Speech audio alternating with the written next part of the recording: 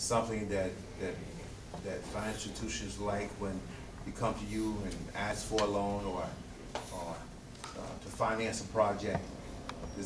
Can you add any to this discussion? Well, it depends. I know I'm catching you off. Yeah, a little bit, but that's okay. It just depends. It may be a situation where a company can handle its own, or it may be a situation where the company is dependent on others, like a GC is definitely, unless that GC can do it all by him or herself, he's dependent on all of the subs. And does everyone know what GC stands for? I'm sorry, General We use the Contractor. acronym. Mr. Hogan used SWAT, and this gentleman's using GC. Does everyone know these acronyms?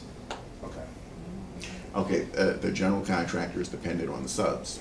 Now, we had a project where we built our branch, and there's an interesting story there, how the Medical Mall and a Liberty Bank collaborated. We initially provided the financing for the Medical Mall to buy a tract of land. Several years later, the Medical Mall paid it off, and actually, they then sold it back to us so that we could build our branch, so that we could come out of downtown and be in the community near our core market. That was a great example of a collaboration. And to take it a step further, we used minority contractors on the job up to a point where there were some subcontractors who were then subbing out the work. So you've got a GC to a sub to another sub, and we had to kind of say, no, we can't do that. We just want a GC and a sub. But good example of collaboration. On the other side, we have customers who feel that they have their own agenda, and as Mr. Hogan indicated, egos.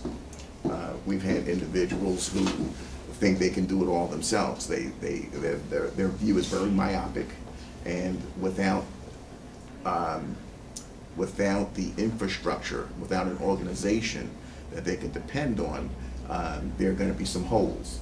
I've had one customer, and I don't want to name names, that thought he could do it all, did not listen to all the advice that he was being given by the state and by the bank, and within, I'd say about probably not even 6 months, the company went belly up. Now, we don't get any money for giving technical assistance. It's just free. It's as a result of your wanting to do business with us. But some organizations just don't want to hear it. They think that they can, they've got the best products in sliced bread. And it may be, but everything needs to be nurtured. So to the people that have these grand ideas and think that they can do it on their own, they do need to stop and listen to others. Now, I don't know if I actually answered your question. And I think that if businesses are going to flourish, especially black businesses, then they ought to reach out to the white businesses and show them how we are collaborating. I know we try to do 46% of our business, which is over $40 million, with minorities, where feasible. That's what we have in our agreement, where feasible. Now, what I mean by that, ladies and gentlemen, is that we try to find individuals that's in business that we can secure services from for our operation. 38 sites, 15 counties, everyone we can find that's maybe in a business. Now that's what I thought that our agency was all about. And I sold that to the board, not Marvin Hogan. I sold the idea. I said, look, we started out with no money. Look where we are today. So why don't we go and assist others?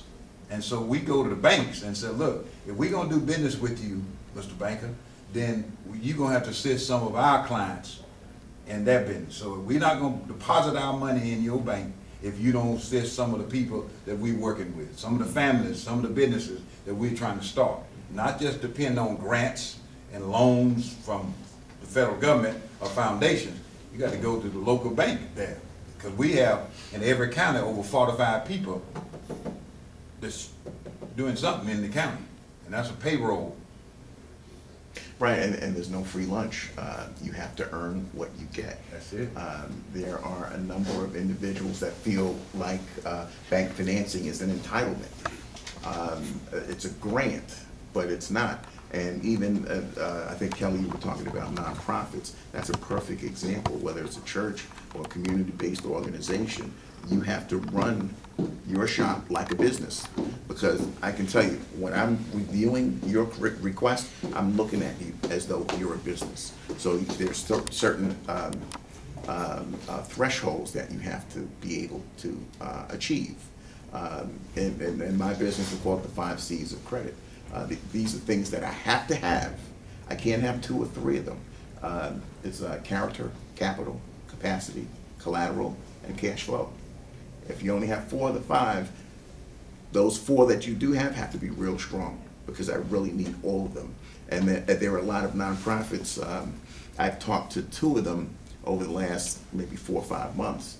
Well, first of all, let me back up. Adequate capitalization for a nonprofit entity is bringing your bottom line down to 0. That means you've got a grant, you spent it, hopefully you spent it on what it was supposed to be spent on. But if you show a 0 bottom line, you've done what you set out to do. I have some nonprofits that say, oh, we just spent it. And they're showing these huge losses at the end of the year, and it's not a timing difference. It's not we perform the service and we have the grant coming in a couple of weeks. They just spent, and you really can't work with that. And that person either did not have the infrastructure, accountant, CFO, to as a watchdog to figure out what's going on, or their outside accountant isn't giving them the advice that they need. So by the time they come to me, the only decision to be made is where to send flowers.